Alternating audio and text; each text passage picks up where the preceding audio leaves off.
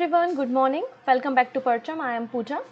आज हम देख रहे हैं 20 अप्रैल के करंट अफेयर्स। तो आज का करंट अफेयर्स बड़ा इंपॉर्टेंट है क्योंकि आज हमारी जो न्यूज़ है वो काफ़ी खास है। हमें कई सारे नए टर्म्स के बारे में और नई जो परियोजनाएं हैं ना, गवर्नमेंट ऑफ इंडिया की जो भी प्रोजेक्ट्स होते हैं उनकी डेट एग्जाम में पूछ ली जाती है। जैसे कि फसल बीमा योजना की शुरुआत कब की गई थी, प्रधानमंत्री फसल बीमा योजना कब शुरू किया गया था, ऐसा क्वेश्चन पूछा जा सकता है ना। इसके अलावा और भी जो योजना है जैसे कि नमामि गंगे प्रोजेक्ट की शुरुआत गवर्नमेंट ऑफ इंडिया ने कब की थी, कौन सी मिनिस्ट्री या कौन से मंत्रालय के अंदर ये प्रोजेक्ट काम करता है, ऐसे कई सारे प्रश्नों के जवाब आज आपको मिलेंगे। तो आज का सेशन ध्यान से देखिएगा क्योंकि हम कई स्कीम्स के ऊपर चर्चा करने वाले हैं। ठीक है। सो वीडियो के लास्ट में आप लोगों को हेडलाइंस भी मिल जाएंगे। तो हेडलाइंस की मदद से जो है आप आसानी से अपने नोट्स बना सकते हैं, अपना रिवीजन कर सकते हैं। इसके अलावा आज की क्लास का जो पीडीएफ है वो हमारे टेलीग्राम पे तो मिल ही जाएगा। टेलीग्राम ज्वाइन कर लीजिए तो आपको करंट अफेयर्स की पीडीएफ वहाँ से मिल जाएगी। ठीक है। वीडियो के लास्ट में एक क्वेश्चन ऑफ द डे होगा, उस क्वेश्चन ऑफ द डे का आंसर आप हमें कमेंट सेक्शन में देंगे। ओके, सो स्टार्ट करते। सबसे पहले बात करेंगे हम कुछ इंपॉर्टेंट पर्सन के बारे में। आज के जो पर्सन है, 2-3 पर्सन ऐसे हैं जो वाकई में बहुत इंपॉर्टेंट है और आने वाले समय में इनसे प्रश्न बन सकते हैं। ठीक है। सबसे पहले हम कुछ इंपॉर्टेंट पर्सन पर डिस्कशन करते हैं। तो सबसे पहले यहाँ पर है उत्सा पटनायक। ये एक इकोनॉमिस्ट हैं, एक अर्थशास्त्री हैं। उत्सा पटनायक, इन्हें मैलकॉम एडिसिस अवार्ड्स 2023 से नवाजा गया है, सम्मानित किया गया है, अवार्ड दिया गया है। उत्सा पटनायक विंस मैलकॉम एडिसिस अवार्ड 2023। आइए अब देखते हैं ये अवार्ड किस फील्ड में दिया जाता है।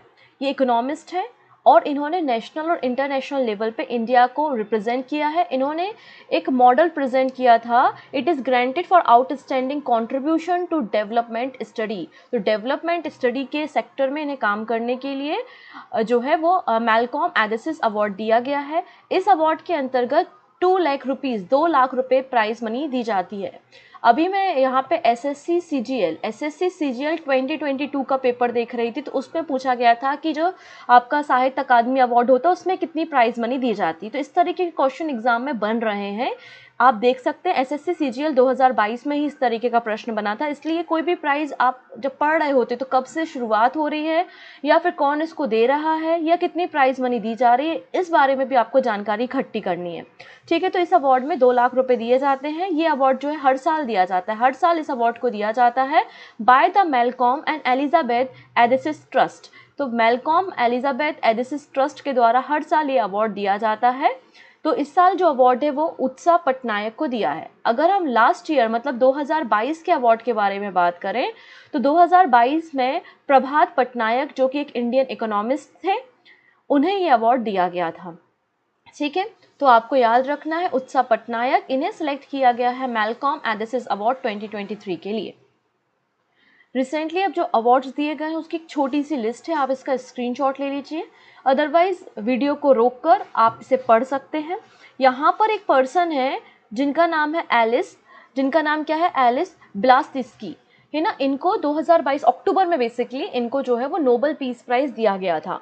मैंने इनका नाम क्यों शामिल किया है वो मैं बता देती हूँ। ये एक ह्यूमन राइट एक्टिविस्ट रहे हैं और इनको अभी जो है वो 10 साल की सज़ा जेल दी है ना। तो यहाँ पर इसलिए काफ़ी न्यूज़ में थे, तो इसलिए इनका नाम यहाँ पे शामिल किया गया है। सरस्वती सम्मान शिवशंकर को दिया गया है। वहीं 32वें नंबर का व्यास सम्मान ज्ञान चतुर्वेदी को दिया है।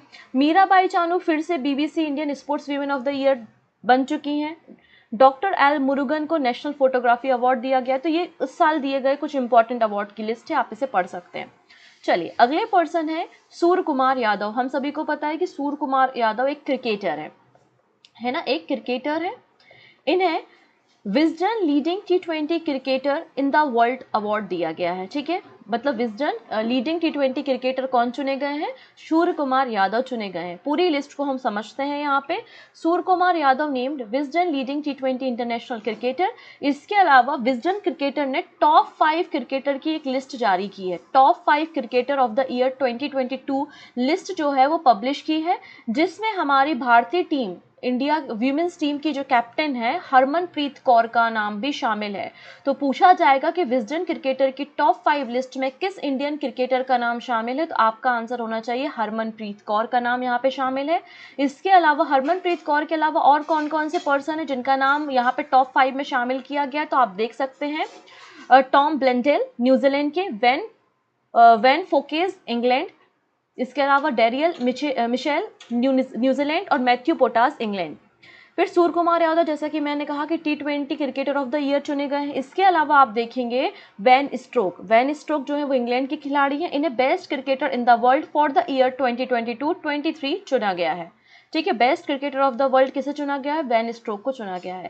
साथ ही साथ Harmanpreet Kaur has become the first women cricketer from India, ये पहली वीमेन क्रिकेटर है इंडिया से जिन्हें विजडन लिस्ट में यहाँ पे इंक्लूड किया गया है।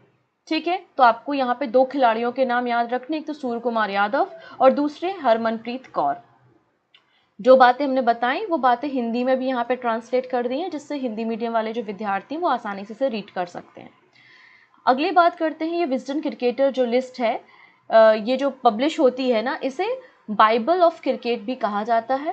पहली बार इसे पब्लिश किया गया था 1860, विजडन का फाउंड हुआ था 1864 में, से फाउंड किया गया था इंग्लिश क्रिकेटर जॉन विजडन के द्वारा। ठीक है, और हर साल ये रेफरेंस बुक को पब्लिश करते हैं। यूके से ये बुक पब्लिश होती है, जिसे बाइबल ऑफ क्रिकेट के नाम से जाना जाता है।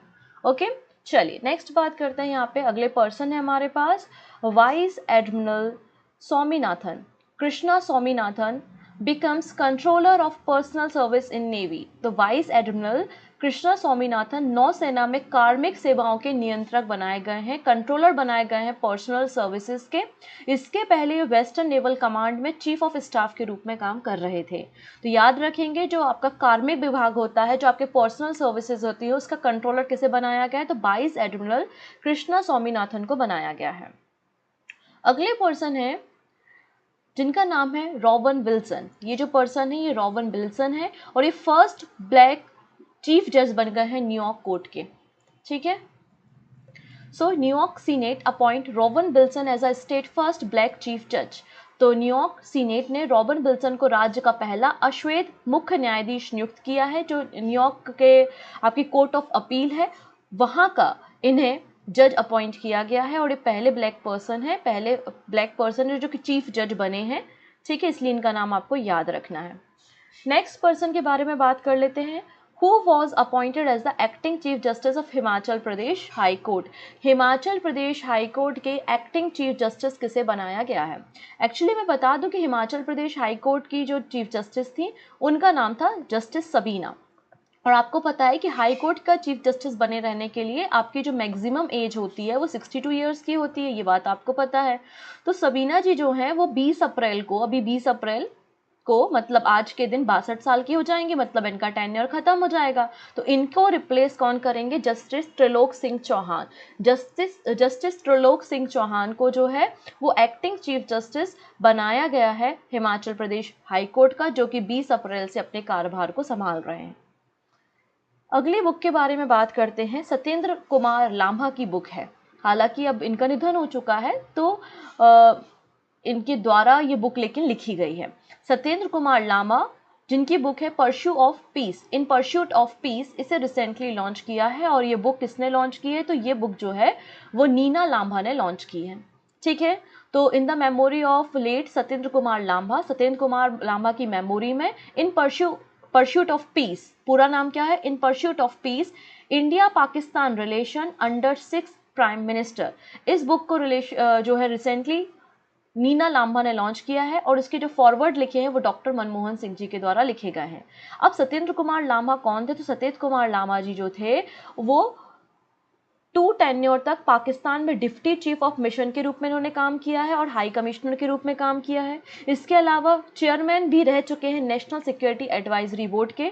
ही also serve as a special representative of Afghanistan under prime minister Atal Bihari Vajpayee. तो अटल बिहारी वाजपेयी जब हमारे देश के प्रधानमंत्री थे तो उनके समय इन्होंने स्पेशल रिप्रेजेंटेशन भी किया था अफगानिस्तान में भारत की तरफ से। ठीक है, भारत का। तो ये थे आपके सत्येंद्र कुमार लांबा और उनकी पुस्तक को रिसेंटली लॉन्च किया गया है। तो ये कुछ पर्सन्स थे जिनके बारे में मुझे बताना था आपको, मैंने बता दिया। इसके अलावा एक छोटी सी इन्फॉर्मेशन ये है कि सवाल हमारी एक CA ऑब्जेक्टिव ई बुक है जो कि ऑनलाइन अवेलेबल है हमारी वेबसाइट पे, हमारे स्टोर पे, जिसमें जनवरी से लेके मार्च 2023 तक के जो इम्पोर्टेंट MCQ हैं 300 MCQ उनको कवर किया गया है आंसर के साथ, डिटेल एक्सप्लेनेशन के साथ। अगर आप तैयारी को और अच्छा करना चाहते हैं और जनवरी से लेके मार्च तक के इम्पोर्टेंट MCQ कवर करना चाहते हैं तो आप इस ई बुक को ले सकते हैं हमारी वेबसाइट से। चलिए आगे बात करते हैं, आगे की न्यूज़। जल बजट अपनाने वाला देश का पहला राज्य बन गया है केरला। तो केरला राज्य जो है वो हमारे देश का पहला राज्य बन गया है जिसने जल बजट को अडॉप्ट किया है। क्योंकि आपने देखा है कि जैसे ही समर का सीज़न आता है, गर्मियों का सीज़न आता है, बहुत सारी जगहों पे आपकी वाटर शॉर्टेज होने लगती है, वाटर क्राइसिस होने लगते हैं, है ना। जो आपके फार्मर्स होते हैं, किसानी में भी उनको प्रॉपर पानी नहीं मिलता, जिसके कारण उनकी ईल्ड में कमी आती है, उनके उत्पादन क्षमता में, ईल्डिंग में कमी आती है ना।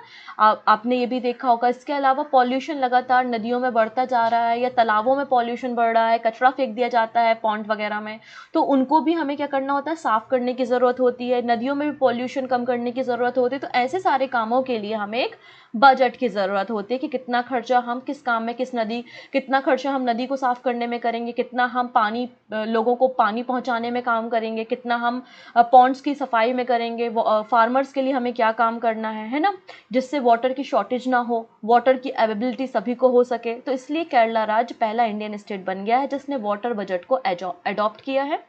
ये जो वाटर बजट है बेसिकली ये लोगों को अवेयरनेस दिलाएगा कि आप प्रॉपर यूटिलाइज करिए अपने रिसोर्सेज का, और बोलेगा कि आप पानी का वेस्टेज कम से कम करो थ्रू अ प्रॉपर मैनेजमेंट।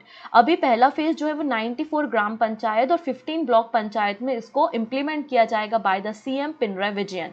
ठीक है, तो ये पब्लिक वाटर बजट पेश करने वाला पहला राज्य कौन सा बन गया है, तो केरला राज्य आपका बन गया है। ठीक है, इतनी चीजें। अगली बात, इसके अलावा इन्होंने तीसरा फेज शुरू किया है let me flow now project का। Let me flow now project का तीसरा फेज भी शुरू किया है जिसके अंतर्गत वेस्टर्न घाट में जो आपका इरिगेशन नेटवर्क है उसको और इम्प्रूव किया जाएगा, सिंचाई की सुविधा मुहैया कराने का काम बेसिकली किया जाएगा। चलिए अगली बात करते हैं हम Bhitarkanika national wild life sanctuary के बारे में। भितरकनिका वाइल्ड लाइफ सेंचुरी कहाँ है, तो आप कहेंगे कि ये वाइल्ड लाइफ सेंचुरी आपको ओडिशा राज्य में देखने को मिल जाएगी। अब ये जो राज्य है यहाँ पर ये भितरकनिका जो वाइल्ड लाइफ सेंचुरी है और सुंदरवन जो आपका वेस्ट बंगाल में है, ये दोनों जो रीजन है यहाँ पर मैनग्रोव हैबिटेट आपको देखने को मिलता है और यहाँ पर मैनग्रोव पीटा वर्ड्स पाए जाते हैं जो कि बहुत ही कलरफुल पक्षी होते हैं। पहली बार इनकी सेंसस मतलब इनकी गणना या काउंटिंग की गई। सो कंट्री फर्स्ट मैनग्रोव पीटा वर्ड सेंसस अंडरटेकन इन भितरकनिका। तो भितरकनिका में देश की पहली मैंग्रोव पीटा पक्षी की गणना की गई। कहाँ पर, भितरकनिका वाइल्ड लाइफ सेंचुरी में। ओडिशा फॉरेस्ट डिपार्टमेंट के द्वारा ये गणना की गई और यहाँ पे पाया गया कि 179 मैंग्रोव पीटा वर्ड प्रेजेंट है। ये ब्यूटीफुल पक्षी जो हैं, ये बर्ड्स जो हैं वो भितरकनिका और सुंदरवन में पाए जाते हैं। अगर मैं भितरकनिका के बारे में बात करूँ तो भितरकनिका जो है वो नेशनल पार्क है और ये आपका रामसर साइट का भी हिस्सा है। 2002 में इसे रामसर साइट भी बनाया गया था। ठीक है, नेक्स्ट बात करते हैं। IIT इंदौर और नासा के बारे में बात हो रही है। सो IIT Indore and NASA Caltech develop low cost camera for flame imaging. तो यहाँ पर कम रोशनी में एक ज्वाला से, मतलब एक छोटी सी लौ से ही आप बहुत कम लाइट में जो है लो कॉस्ट पे अच्छी इमेजिंग कर सकते हैं। नई स्पीसीज जो मिलती हैं आपको, है ना, उनको आप इमेज कर सकते हैं, उनकी पिक्चर्स को ले सकते हैं। इसलिए यहाँ पे नासा और IIT इंदौर मिलकर ये काम कर रहे हैं। तो पूरी न्यूज़ क्या है, Indian institute of technology Indore in collaboration with NASA Caltech from US and the Sweden University of Gothenburg, इन लोग मिलकर डेवलप कर रहे हैं अ लो कॉस्ट कैमरा, एक लो कॉस्ट कैमरा बना रहे हैं to set up which can provide multi spectral imaging of 4 chemical species in a flame using single DSLR camera. अभी किसी एक स्पीसीज की पिक्चर लेने के लिए कम लाइट में लो कॉस्ट में इमेजिंग करने के लिए आपको 4 कैमरास की ज़रूरत होती है। तो ये लोग इस तरीके से सिस्टम को डेवलप कर रहे हैं कि एक ही DSLR कैमरा से आप इमेजिंग कर सकते हैं। तो इसलिए IIT इंदौर, नासा और यूनिवर्सिटी ऑफ गोटेनबर्ग स्वीडन की ये लोग मिलकर इस सिस्टम को डेवलप कर रहे हैं जिससे आप आने वाले समय में और रिसर्च वर्क कर सकते हैं। चलिए अगली बात करते हैं, which state become the first to prepare a DNA database for the identification of unidentified dead body. तो अज्ञात शवों की पहचान करने के लिए डीएनए डेटाबेस तैयार करने वाला पहला राज्य कौन सा है? आपने देखा है कई बार मर्डर हो जाता है या किसी की मृत्यु हो जाती है, किसी आपने देखा है जंगलों में, आप लोग न्यूज़ भी पढ़ते रहते हैं कि जंगलों में या कहीं पे किसी व्यक्ति की डेड बॉडी मिली है, तो वो डेड बॉडी आइडेंटिफाई नहीं हो पाती या फिर आइडेंटिफाई ना होने के कारण जो उनके रिलेटिव्स होते हैं वो डेड बॉडी को नहीं ले पाते। तो यहाँ पर पहला राज्य हिमाचल प्रदेश, जो कि क्या कर रहा है, जो डेड बॉडीज़ है ना उनका डेटा डीएनए डेटाबेस तैयार कर रहा है। तो अगर कोई डेड बॉडी मिलती है तो उसका डीएनए डेटाबेस बनाया जाएगा, तो कभी उनके लव वंस या उनके रिलेटिव आते हैं तो वो बॉडी की पहचान कर सकते हैं या बॉडी तक पहुंच सकते हैं या उनको अपने रिलेटिव की इन्फॉर्मेशन मिल सकती है। सो हिमाचल प्रदेश ने इस डेटाबेस को तैयार किया है, जिसकी कैपेसिटी अभी तो फिलहाल 20,000 डीएनए डेटाबेस रखने की है, लेकिन आगे इसको फर्दर वो अपग्रेड करेंगे जिससे कैपेसिटी को और ज़्यादा बढ़ाया जा सके।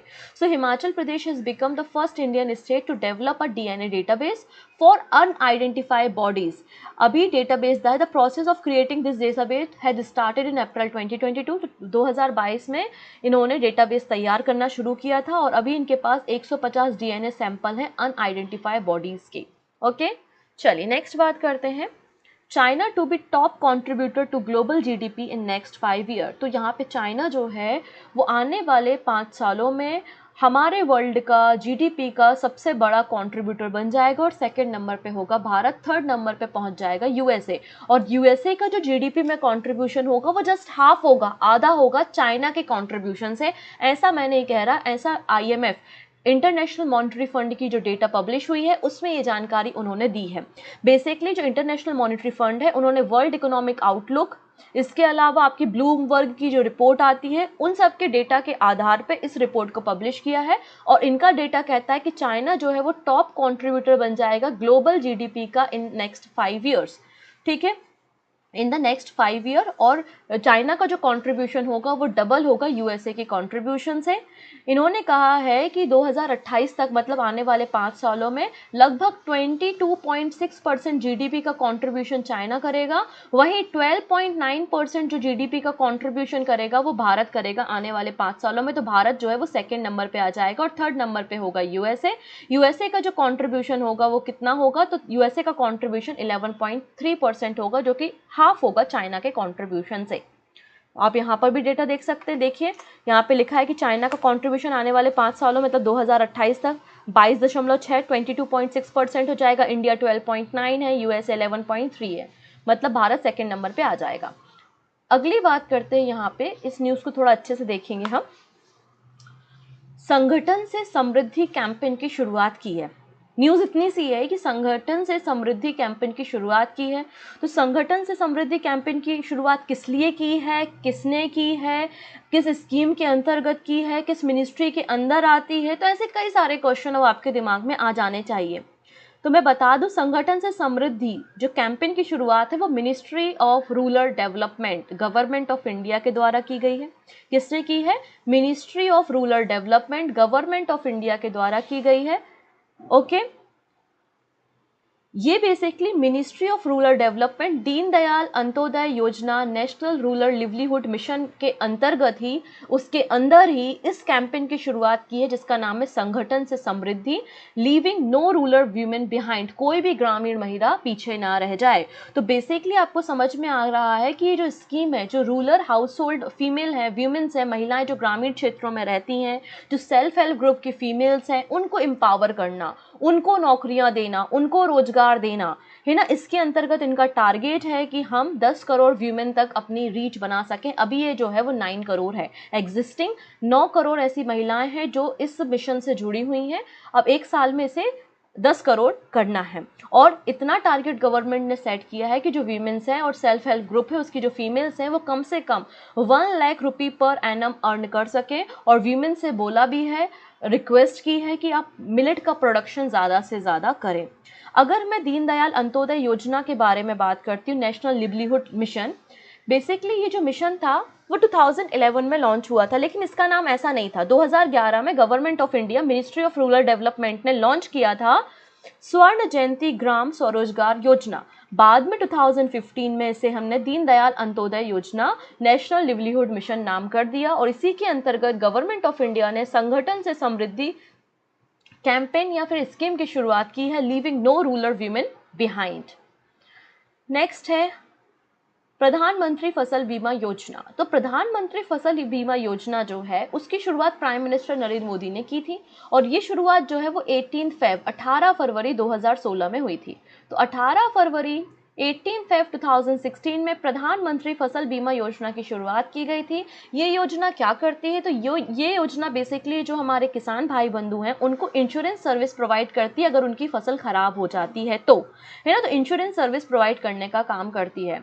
तो यहाँ पे न्यूज़ ये है कि कर्नाटका को नेशनल अवार्ड मिला है फॉर फसल बीमा योजना। तो प्रधानमंत्री फसल बीमा योजना के लिए कर्नाटका राज्य को ये अवार्ड दिया गया है क्योंकि उन्होंने इस स्कीम को बहुत अच्छी तरीके से अपने स्टेट में इम्प्लीमेंट करने का काम किया है।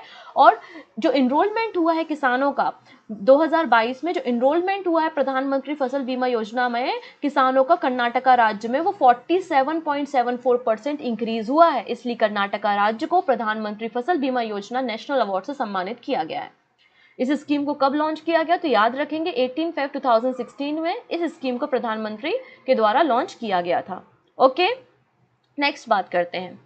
Central government notify the animal birth control rule 2023। तो केंद्र सरकार ने पशु जन्म नियंत्रण नियम 2023 को अधिसूचित किया, नोटिफाई करने का काम किया। बेसिकली हुआ ये था कि जो animal welfare board of India है, ठीक है ना, animal welfare board of India है and the people for elimination of stray trouble, तो इन लोगों के द्वारा एक पिटीशन, रिट पिटीशन जो है वो फाइल किया, एक पिटीशन डाला गया था सुप्रीम कोर्ट में। और सुप्रीम कोर्ट की गाइडलाइंस के बाद गवर्नमेंट ऑफ इंडिया ने या सेंट्रल गवर्नमेंट ने एनिमल बर्थ कंट्रोल रूल 2023 को नोटिफाई किया है।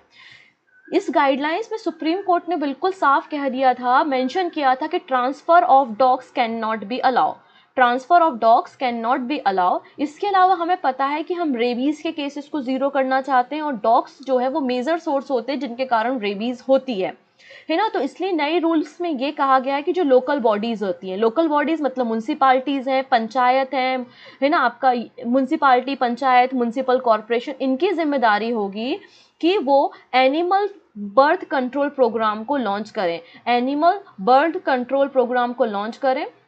इसके अलावा इन म्यूनसिपालिटीज़ की या लोकल बॉडी की ही जिम्मेदारी होगी कि जो आपके रोड पे यहाँ वहाँ घूमते हुए डॉग्स आपको दिखाई देते हैं, इनका प्रॉपर वैक्सीनेशन किया जाए, इनका प्रॉपर स्टरलाइज किया जाए, मतलब ये फर्दर और बच्चों को जन्म ना दे पाए, ठीक है ना। ये सारी काम करने की जिम्मेदारी किसकी होगी, तो ये एनिमल बर्थ कंट्रोल की होगी। एनिमल बर्थ कंट्रोल प्रोग्राम के अंतर्गत ये सारा काम किया जाएगा। और साथ ही साथ इनका काम ये भी होगा कि इंसानों के बीच में और डॉग्स के बीच में जो कॉन्फ्लिक्ट होता है, कई बार होता है ना, हम बाइक लेके जा रहे हैं और कुत्ता हमारे पीछे दौड़ने लगता है और कई सारे एक्सीडेंट हो जाते हैं, ऐसा मेरे साथ तो हुआ है, ठीक है, आई होप आपके साथ भी हुआ होगा। तो वो सारे कॉन्फ्लिक्ट को भी हमें रिड्यूस करना है, तो हमें ये जो डॉग घूमते रहते हैं रोड पे, इनकी पॉपुलेशन को रेगुलेट करना होगा। और ये रेगुलेट करने का काम कौन करेगा, animal welfare board of India करेगा, ठीक है, उसके लिए गाइडलाइंस देने का काम करेगा। अब एनिमल बर्थ कंट्रोल प्रोग्राम जो है वो कौन के द्वारा कंडक्ट किया जाएगा, किसके द्वारा कंडक्ट किया जाएगा, तो animal welfare board of India के द्वारा इसे कंडक्ट किया जाएगा।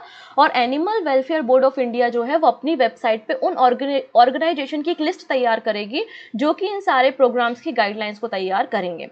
अगर मैं animal welfare board of India के बारे में बात करूं तो ये ministry of fishery, animal husbandry and dairying, government of India के अंदर काम करने वाली एक स्टैच्यूटरी एडवाइजरी बॉडी है। कैसी बॉडी है ये, स्टैच्यूटरी एडवाइजरी बॉडी है, सलाहकारी निकाय है ये। इसका हेड ऑफिस आपको हरियाणा में देखने को मिल जाएगा, इसके पहले चेन्नई में लोकेटेड था। ये एक एडवाइजरी बॉडी है जो कि इंपॉर्टेंट रोल प्ले करती है पॉलिसी तैयार कराने की related to the animal welfare in India.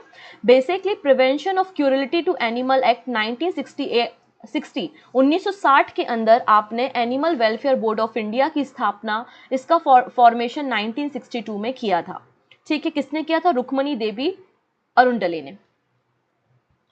चलिए अगली बात करते हैं, ये है उत्तर प्रदेश, यूपी, ठीक है। यूपी में कई सारी नदियां बहती हैं, हमको पता है।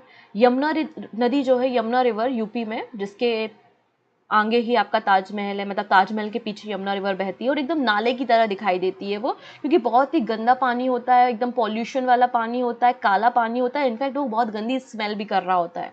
क्यों? क्योंकि आसपास की जो फैक्ट्री वाला एरिया है वहाँ से जो डिस्चार्ज होता है वो सब यमुना नदी में आकर मिलता है। ठीक है, यमुना नदी जो है उसकी एक ट्रिब्यूटरी, मतलब यमुना नदी की एक सहायक नदी, एक ट्रिब्यूटरी आपको देखने को मिलेगी, विच इज़ हिंडन। आप देखेंगे सहारनपुर डिस्ट्रिक्ट के आसपास आपको एक हिंडन रिवर देखने को मिलेगी।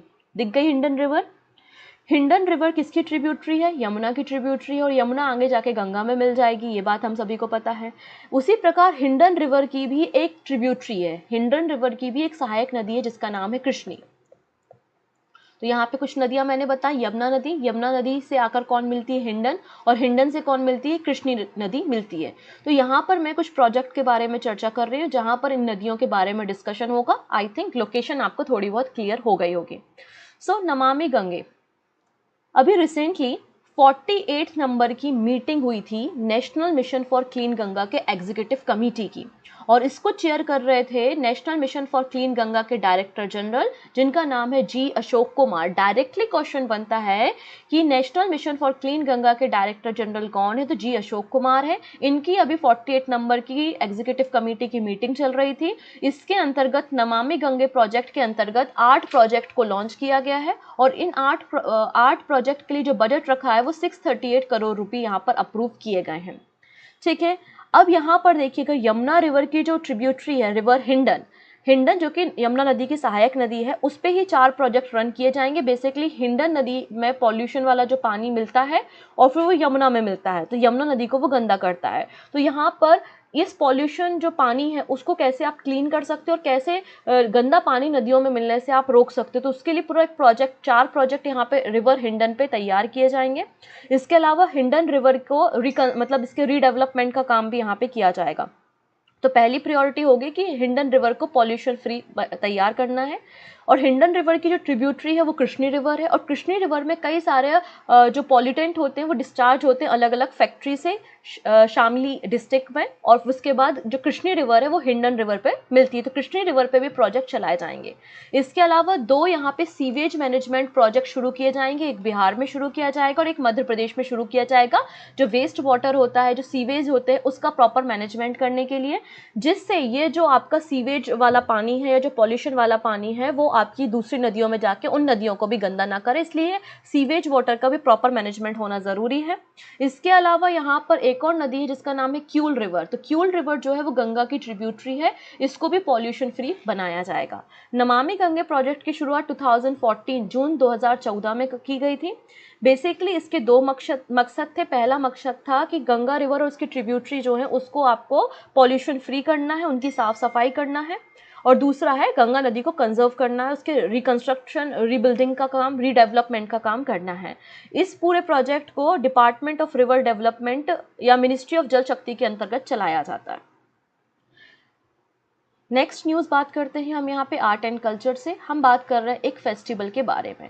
सो मणिपुर के chief minister N Virendra Singh ji के द्वारा इनॉग्रेट किया गया है 2 दिन का कल्चरल फेस्टिवल जिसका नाम है हुन थादू हुन थादू कल्चर फेस्टिवल है, जिसकी शुरुआत की गई है कांगपोकी डिस्ट्रिक्ट ऑफ मणिपुर में। ये 2 दिन तक चलने वाला आपका क्या है? कल्चर फेस्टिवल है। ठीक है, कल्चर फेस्टिवल है जो कि थादूस कम्युनिटी, मणिपुर की जो कम्युनिटी है थादूस कम्युनिटी, उनके द्वारा ये 2 दिन का फेस्टिवल मनाया जाएगा। ठीक है, और इसमें मिस यूनिवर्स 2021 हरनास कौर संधू भी यहाँ पे पार्टिसिपेट करी थी, और कई और सेलिब्रिटी इसे ज्वाइन करेंगे। और यहाँ पे जो थीम थी वो थी ड्रग फ्री सोसाइटी। न्यूज़ के बारे में तो पहली न्यूज़ है स्वराष्ट्र तमिल संगम के बारे में। इसकी शुरुआत की गई है सोमनाथ, गुजरात में। ठीक है, लगभग 10 दिनों तक चलने वाला ये पूरा फेस्टिवल यहाँ पे चलने वाला है। अगली बात करते हैं हमारी जो परमानेंट रिप्रेजेंटेटिव है इंडिया की यूएन में, यूनाइटेड नेशन में, हमारे देश की जो परमानेंट रिप्रेजेंटेटिव हैं वो कौन है? रुचिका कंबोज है। कौन है? रुचिका कंबोज है। उन्होंने रिसेंटली 4.09 करोड़ रुपए का चेक दिया है यूनाइटेड नेशन वीमेन को। यूनाइटेड नेशन जो जेंडर इक्वलिटी और एम्पावरमेंट ऑफ वीमेन के लिए काम करते हैं, उनको हमारी जो रुचिका कंबोज है यूनाइटेड नेशन में भारत की रिप्रेजेंटेटिव है, मतलब भारत की तरफ से ये चेक प्रोवाइड कराया गया। नेक्स्ट बात करते हैं, देखिएगा सेम सेक्स मैरिज, इस पे काफ़ी डिबेट चल रही है अभी, आप सभी को पता है। तो इस पूरे मुद्दे की सुनवाई करने के लिए 5 जजेस की एक बेंच तैयार की है, कॉन्स्टिट्यूशनल बेंच तैयार की है। 5 जजेस की एक कॉन्स्टिट्यूशनल बेंच तैयार की गई है सेम सेक्स मैरिजेस के अपील को सुनने के लिए।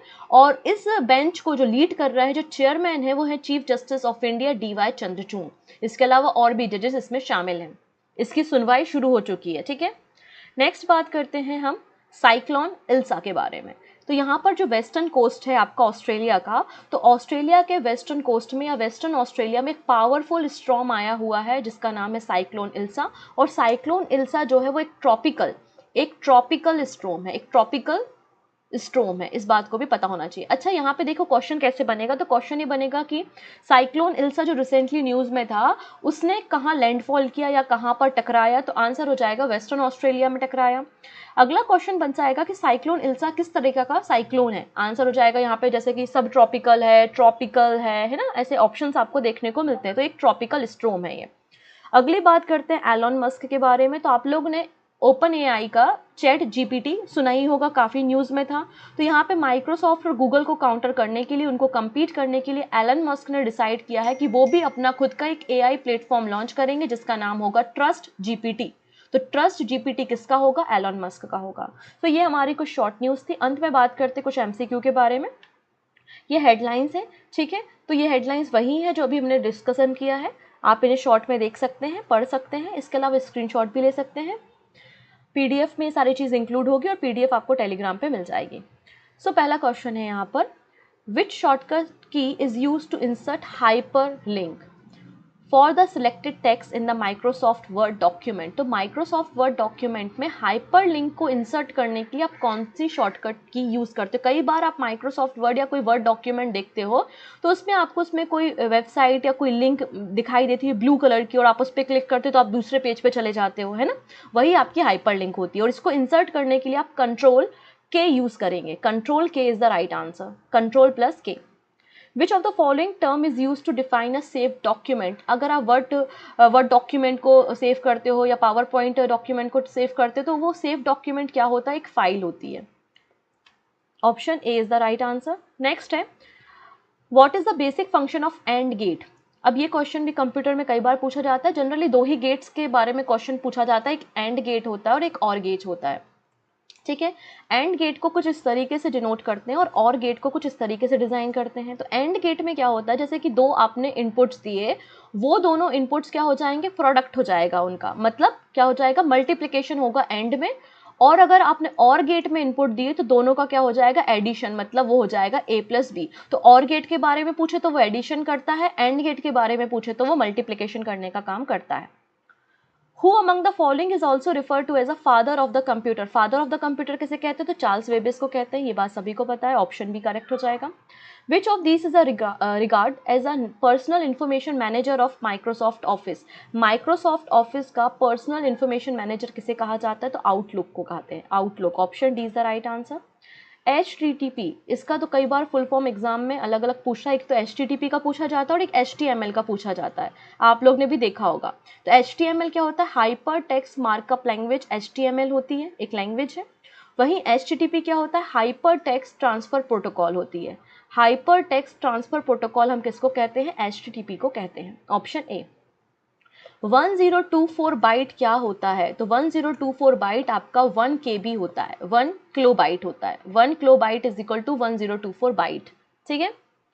नेक्स्ट है, which of the following is use to translate assembly language into the machine language. Assembly भाषा को मशीन भाषा में कन्वर्ट करने के लिए आप असेंबलर का यूज करते हैं। क्या करते हैं हम, असेंबलर का यूज करते हैं। Option C is the right answer. In computer which memory is both static and non volatile. कौन सी मेमोरी स्टैटिक और नॉन वोलाटाइल होती है, मतलब अगर सिस्टम बंद भी कर दोगे तो डेटा इरेज नहीं होगा। आंसर हो जाएगा रोम। रोम मतलब रीड ओनली मेमोरी आपकी नॉन वोलाटाइल मेमोरी है, जबकि रैम जो होती है वो एक वोलाटाइल मेमोरी होती है। In MS word multiple words, lines और paragraph can be selected by using which of these keys. तो इनमें से किस की का यूज करके आप मल्टीपल वर्ड्स, लाइन और पैराग्राफ को सिलेक्ट कर सकते हैं, तो आंसर हो जाएगा control, CTRL। Okay, option D is the right answer. अंत में बात करते हैं क्वेश्चन ऑफ द डे के बारे में। MICR में R का क्या मतलब है, या फिर आप इस क्वेश्चन को ऐसा देख सकते हैं कि MICR का फुल फॉर्म क्या होता है। 4 ऑप्शन है, जो भी सही आंसर होगा वो आप हमें कमेंट में दीजिएगा, रिप्लाई भी मैं आपको वहीं पे कर दूंगी। सो मिलते हैं नेक्स्ट सेशन में कुछ नए करेंट अफेयर्स के साथ। PDF लेने के लिए आप टेलीग्राम से जुड़ सकते हैं, और सेशन पसंद आए तो अपने फ्रेंड्स के साथ शेयर कर सकते हैं। Take care.